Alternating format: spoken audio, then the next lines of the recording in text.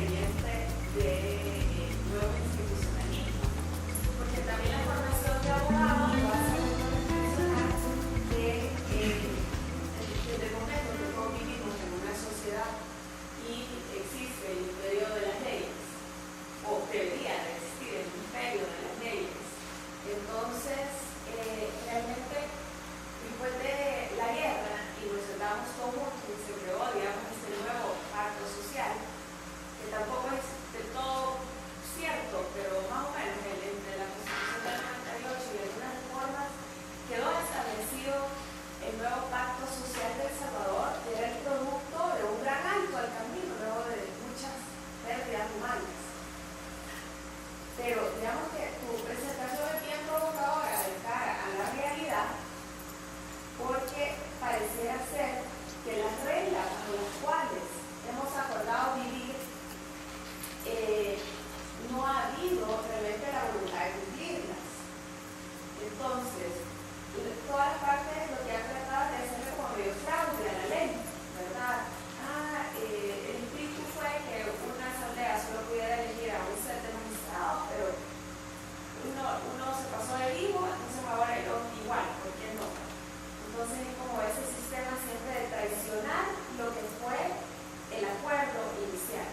Pero digamos que desafortunadamente en tu presentación llega un momento que hay un pesimismo arraigado ahí, porque es qué tanto podemos avanzar mientras no estemos listos como sociedad.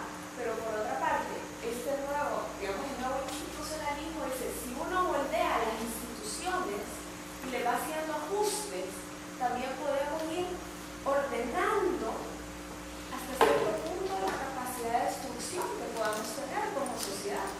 Entonces, tal vez, como lo que ahora no va a hacer nada, ¿verdad? Yo en lo personal me he dedicado mucho a creer que si uno moldea las instituciones, quita ciertos incentivos, promueve otros, la va a ir perfeccionando de tal manera que un día la vamos a acomodar, pero sobre todo que un día la colectividad se va a sentir más dispuesta a acatar las reglas que a resistirse de cumplirlas. Yo creo que tú decías una frase que me parece a mí que es la que merece que reflexionemos más a fondo, es decir, si uno está dispuesto a, ¿quién es ese uno? Porque el mensaje mío no pretende ser de ninguna manera pesimista. El mensaje que yo quiero enviar nada más es que al final de cuentas hay que también darle atención al sujeto, que realmente el cambio institucional pasa necesariamente por un desarrollo de los sujetos del desarrollo, llamémosle así. Y eso supone un mayor, o sea, por eso es importante, por ejemplo, el desarrollo de la ciudadanía, particularmente, que la gente tome conciencia. Vaya, por ejemplo, es cierto que muchos decían que después de que firmamos los acuerdos de paz, el país había entrado a la edad de la razón. Decían, esa era una frase muy linda, sí, ¿verdad? Que decía, miren, pareciera ser pues que finalmente nos habíamos dado cuenta pues que a pesar de nuestras diferencias teníamos muchos elementos en común, etcétera, etcétera. Y todo el mundo decía, somos capaces de construir un espacio de convivencia donde todos nos sintamos que somos parte, ¿verdad? Pero es cierto que, ¿verdad?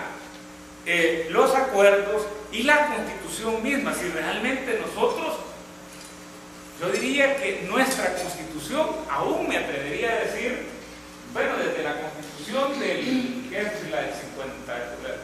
La del 50, ya tenemos un Estado social de derecho, pero un Estado social de derecho, ¿verdad?, que realmente nunca fue objeto realmente de una estrategia decisiva precisamente para construirlo. O sea, nosotros tenemos mucha tradición, y esa es parte probablemente del problema. A veces los organismos internacionales tenemos parte de la responsabilidad. Viene una cumbre nacional del Río +20, viene la cumbre del desarrollo social, viene la cumbre de cualquier cumbre, y ¡pum! ¿Cuántos países la firmaron? Entonces, pero realmente hemos interiorizado los compromisos que estamos adquiriendo, porque si no, lo que se está institucionalizando es una cultura de adquirir compromisos para no cumplirlos. O sea, la Constitución tiene derechos y tiene deberes para las personas, ¿verdad? Pero realmente estamos, nuestra ciudadanía, nosotros inclusive, pues, que somos parte de una élite, ¿verdad?, intelectual del país, conocemos plenamente nuestros derechos, ejercemos plenamente nuestros derechos cuando nos son violentados, ¿verdad? Entonces yo lo que digo es que en efecto hay que provocar los cambios institucionales que son apropiados. Yo por lo menos creo que el país, quizá en materia constitucional, a mí me costaría identificar en qué tiene que cambiar. No digo que no pueda haber cambios necesarios, pero van a ser probablemente muy pocos. Ahí el problema está más en asegurarnos de que los vamos a traducir, ¿verdad?, en políticas concretas que permitan que lo que ahí está planteado como derecho y lo que está planteado como deber efectivamente sea interiorizado por los principales actores, ¿verdad? Entonces, yo digo, no digo, hay otras cosas que hay que cambiar. Por ejemplo, en términos de la calidad del sistema político del país, son años que vienen ya haciéndose estudios que indican hacia dónde deberían de orientarse esos cambios, ¿verdad? O sea, y el tema para mí fundamental, no el único, pues, es cómo fortalecer la relación representante-representado o representada, ¿verdad? Y yo diría que hay como cierto consenso en términos de qué es lo que hay que hacer, ¿verdad? Pero claro, el problema es que tenemos, o hemos tenido, básicamente, pues, o sea, un marco constitucional que nos decía, miren, lo que pasa es que el cambio lo tienen que llevar probablemente quienes pueden sentirse que son perdedores de ese cambio institucional que se requiere para tener un sistema político con una relación representante-representado de mejor calidad. Entonces, por ahí es donde veo yo, o sea, que en otras palabras, yo sí creo, pues, que hay que trabajar en precisar esos cambios institucionales, pero también en crear los actores, ¿verdad?, en crearlo, cómo generar un esquema que permita que el país produzca cotidianamente líderes políticos visionarios y honestos, que produzca, por ejemplo, burócratas realmente comprometidos con el servicio de la ciudadanía y no a servirse definitivamente, pues en este caso, de los bienes del Estado, ¿verdad? Cómo hacer precisamente también para que empresarios y trabajadores sientan que trabajando juntos pueden en realidad salirse beneficiados si construyen un país que sea con una economía internacionalmente competitiva. Y cómo hacemos también para que como ciudadanos estemos permanentemente vigilantes, ¿verdad?, para defender nuestros derechos cuando son conculcados. ¿Sí, Carmencita? Quizás solo un comentario y una pregunta. Primero, quizás como comentario para los también estudiantes de economía y negocios, ¿verdad?, que en realidad para los que estudiamos en los 90, al inicio de los 90, como yo, de primera promoción del ESET, en 94-97, es realmente cierto que uno aprendía qué tipo de políticas económicas eran buenas. Y entonces yo aprendí que había que privatizar, que el Estado en los 80, o sea, yo estudiando en el inicio de los 90, el Estado había sido malo administrado, entonces que en la medida de lo posible había que minimizar su tamaño. Y entonces congruentes con eso, o sea, la importancia de las ideas y cómo se tradujeron en las políticas. El Salvador privatizó. Me acuerdo que hacíamos viajes a Andel y estudiamos el caso de en cuánto se iban a vender la ley de Andel, le llamábamos en ese tiempo. ¿Y qué pasó, verdad? Los que estudiamos, los que creímos en eso, se hizo una privatización, no se instauraron las instituciones reguladoras a tiempo. Quizás el caso de energía es el más dramático en el que se liberalizó el mercado. Quizás un caso de privatización de los que demuestran cómo cuando los economistas no pensamos en el tema institucional nos podemos equivocar de una manera muy grave, ¿verdad? Y en el tema de energía se privatizó y pasó mucho tiempo después para que se hubiera una SG, una institución reguladora, y hasta el 2006 tuvimos una institución de competencia, ¿verdad? Y luego entender por qué tanto sin sabor con los fracasos que se dieron. Entonces yo creo que como economista, de verdad, quizás de la propia experiencia de pensar que esa parte es más importante de lo que quizás creíamos algunos. Y quizás segundo, quizás me gustaría muy bien si usted les pudiera dar una pregunta, ¿verdad? O sea que en esta crisis, digamos, institucional, que quizás para muchos de estos jóvenes es quizás la mayor crisis que han visto en su vida, ¿verdad? Y quizás nunca habían visto algo así. Entonces, porque tienen 20 años, pues, o sea, nacieron muchos después de los acuerdos de paz, o sea, llama la atención, pues ya son jovencitos. Entonces, a mí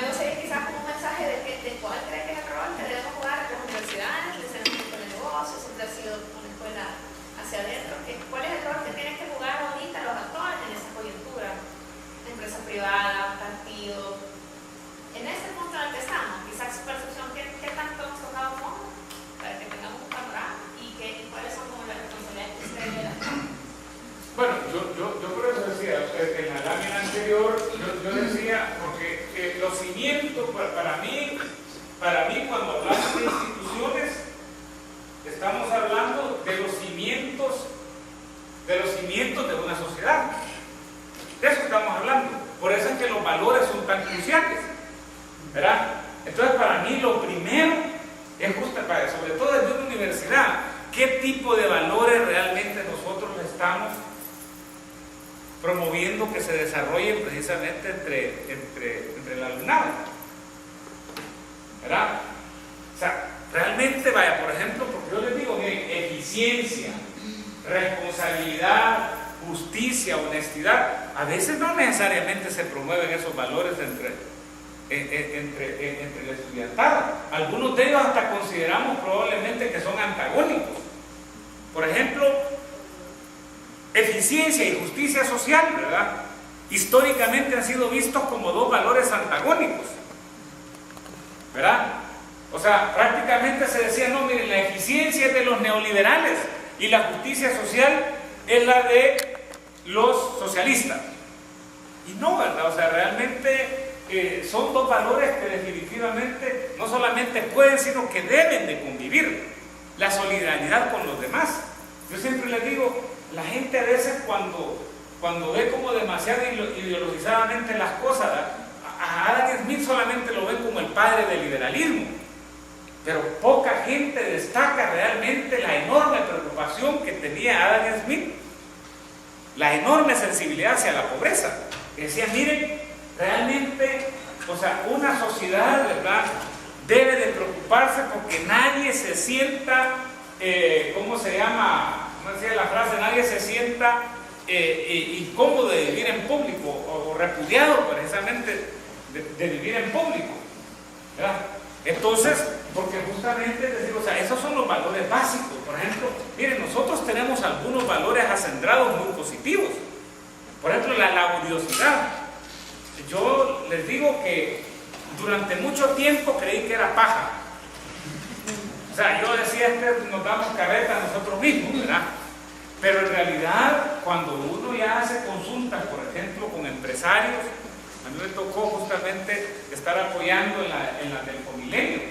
Hablamos con más de 200 empresarios y muchos inclusive transnacionales, y todos decían, miren, hay algo que nosotros realmente nos impresiona del sector trabajador salvadoreño. Miren, y en pocos países uno siente el compromiso de la gente que uno ve acá.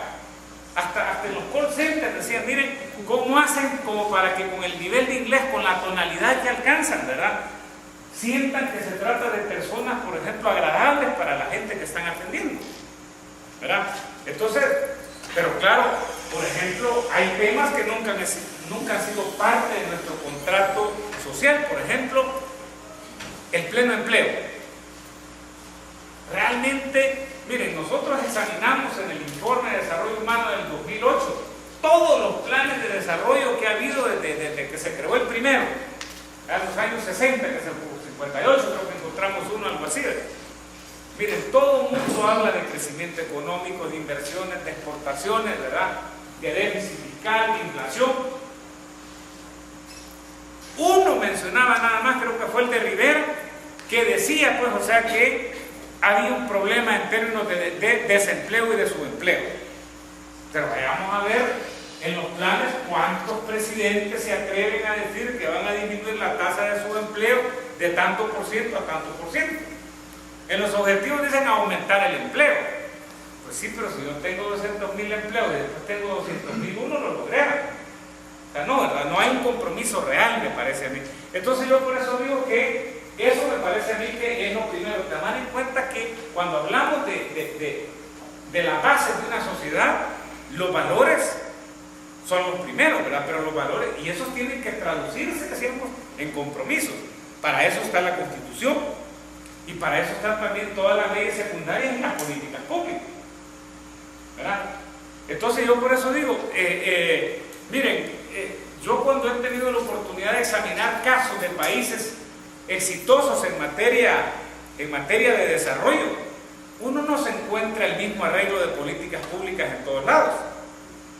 O sea, el arreglo de políticas públicas en la que está cimentado el desarrollo de los países nórdicos diferente al arreglo de políticas públicas en que está fundamentado el desarrollo de Estados Unidos. Son dos esquemas bastante diferentes. Probablemente lo que no cambia son los valores, o muchos de estos valores, ¿verdad? Por ejemplo, el compromiso con el pleno empleo, el compromiso con la productividad, bueno, ese tipo de cosas. A otros puede ser que cambie, ¿verdad? Pero hay como un marco de valores que son compartidos, es decir, el respeto hacia los demás, la solidaridad, ¿verdad? Y entonces, el arreglo de los países asiáticos, como, bueno, todo eso que está en el despegue de Malasia, de ¿cómo se llama?, de Vietnam, están fundamentados en otro tipo de reglas. A nosotros nos decían en un viaje allá a Noruega, miren, decían, nosotros lo que tenemos es el modelo, decían, ¿cómo decían?, del abejorro, decían. ¿Y por qué le dicen el modelo del abejorro? Bueno, porque el abejorro es como un avispón grande con alas pequeñas. Entonces dice, su forma está hecha para realmente, para que no vuele. Pero dice, el abejorro una vez logra aprender a volar, alcanza velocidades extraordinarias. Así como llegan allá a América Latina, dice gente del Fondo Monetario, del Banco Mundial, a decir cuáles son políticas buenas y cuáles son políticas malas. A nosotros también viene la OECD a decirnos esto. Pues sí, pero tenemos el índice de desarrollo humano más alto del mundo, ¿verdad? Entonces hemos logrado nuestro propio arreglo. Y ellos, por ejemplo, tienen una aversión contra la desigualdad, les digo, impresionante. Yo, por ejemplo, tuvimos una entrevista con una alcaldesa del partido de derecha, que yo les digo, realmente uno lo escucha y en términos de sus valores, seguramente que está a la izquierda de cualquier extremista de la izquierda en El Salvador, en valores. Pero por supuesto también tiene todo un compromiso alrededor precisamente también de temas como la eficiencia, la productividad y la competitividad, porque para ellos lo más importante es que la gente tenga un empleo de calidad. Bueno, usted estaba diciendo de que tenemos que enfocarnos como en el sujeto, que esa es la parte importante, y que las políticas públicas tienen que ir dirigidas hacia el desarrollo del sujeto. Pero mi pregunta va en si considera que nuestro actual marco constitucional permite que se den esas políticas públicas correctas. Hablaba un poco sobre lo que es el populismo. Sabemos que, por ejemplo, en nuestro país no se permite la reelección presidencial. Y como decía, en Latinoamérica, más que 3 poderes, lo que se ve es un ejecutivo muy fuerte, ¿verdad? Entonces, si el ejecutivo sabe que no tiene esta posibilidad de reelegirse, hace políticas públicas más populistas que le garantizan cierta popularidad durante los 5 años, entonces se enfoca más en voy a regalar leche, voy a regalar zapatos, voy a regalar uniformes para tener una buena popularidad durante estos 5 años, y no piensa tal vez en un largo plazo, en tal vez voy a hacer algo que no se va a ver tan a corto plazo, pero que a largo plazo sí va a beneficiar más el desarrollo precisamente de los sujetos dentro de la sociedad. Entonces, por lo mismo que suena tan difícil empezar a hacer todos estos cambios, ¿cree usted que estos cambios se puedan dar con el marco constitucional actual que tiene El Salvador? Porque de lo contrario, sabemos que incluso, como mencionaba también, el pacto social y la propia constitución, reformar esto de la reelección presidencial es algo que está tan bloqueado que hasta llama a la subversión de la gente si se intenta modificar eso. Entonces, ¿cuál sería la salida a empezar a hacer esta concientización a los políticos, a que piensen más a largo plazo? Habló también, por ejemplo, de la dolarización. A mí me parece que Francisco Flores fue uno de estos presidentes que no pensó tal vez en su popularidad, y para bien o para mal, dolarizó, fue algo que él hizo pensando a largo plazo, y sacrificó la popularidad pensando en lo que él pensó que a largo plazo iba a beneficiar más el desarrollo de los sujetos. Entonces, ¿qué opina usted? Bueno, quizá lo primero, quizá yo no soy de los que opina realmente que hay que atender solo el sujeto, no. Yo lo que digo es que, llamémosle así, la oración del desarrollo requiere trabajar en el sujeto, en el verbo y en el predicado. O sea, nosotros tenemos que saber qué visión de futuro queremos para nuestro país, y tenemos que tratar de concretizarla lo mejor que podamos. O sea, yo lo único que digo es que hay que saber diferenciar lo que son los medios de lo que son los fines. En realidad, ¿qué queremos? O sea, porque Y a veces, ¿por qué los acuerdos de paz fueron tan prometedores? Miren, en realidad nosotros vivimos, yo diría que alrededor de unos 7, 8 años, de un alto nivel de optimismo. Yo no creo que ni en Costa Rica se vivía el optimismo que se vivía en El Salvador entre 1992 y 1998-99. ¿Verdad? Realmente sentíamos, o sea, mire, por ejemplo, daba gusto en foros encontrar gente, por ejemplo, que se había estado peleando, ¿verdad?, con armas y que de repente estaban en un foro discutiendo. Todavía me parece a mí el ejercicio que se desarrolló de las bases para un plan de nación fue un ejercicio extraordinario. Fue un ejercicio extraordinario. Yo particularmente soy muy crítico de la administración Flores. A mí me parece que el presidente Flores reincorporó al país innecesariamente la polarización. Justamente la gran herencia que le había dejado Armando Calderón Sol, me parece a mí, al gobierno siguiente, era justamente ese documento de base para un plan de nación, que precisamente tenía como característica principal que era una propuesta construida socialmente, quizá el ejercicio participativo de qué hacer más participativo que ha tenido el país en los últimos años. El problema es que a mí me parece pues que cuando Armando Calderón Sol inició ese proceso, ¿verdad?, o por lo menos lo promovió, lo hizo pensando que el siguiente presidente iba a ser del FMLN. Había una enorme posibilidad que el siguiente presidente fuera Héctor Silva. Cuando el FMLN no logra acordar que Héctor Silva sea el candidato, sino y terminan poniendo a Facundo Guardado, gana Francisco Flores. Entonces Francisco Flores enterró el documento precisamente de la base para un plan de nación y empezó con una política de mucha confrontación, al punto pues que es el presidente que más vetos ha ejecutado prácticamente pues en los últimos 22, 23 años, ¿verdad? Y justamente la dolarización, parte de su problema es que es producto de un ejercicio tecnocrático, no de un ejercicio participativo. Si usted ve precisamente cuáles eran los beneficios que supuestamente iba a traer la dolarización, bueno, y si ve el debate que se dio detrás, ¿verdad?, porque hay toda una serie de documentos que de alguna manera muestran la enorme controversia que se generó inclusive en Washington alrededor de la decisión salvadoreña. Entonces definitivamente es que no es un mesías el que necesita el país. O sea, si yo puedo hacer que lo haga de buena voluntad, pero eso no me hace estadista. O sea, si para verdaderamente tener esa capacidad, yo tengo, como digo, el desarrollo no se encuentra. El desarrollo no es un ejercicio matemático, pues, en donde yo lo que voy a hacer es desarrollar las ecuaciones y decir, estas son las políticas públicas buenas. El desarrollo se construye socialmente. Por eso yo decía, no es el mismo arreglo el que funciona en todas partes. Lo que puede viajar bien de un país a otro son los principios. Por ejemplo, yo no conozco ningún país desarrollado que prácticamente lo haya logrado desechando el mercado como el mecanismo principal de asignación de los recursos. No conozco ninguno.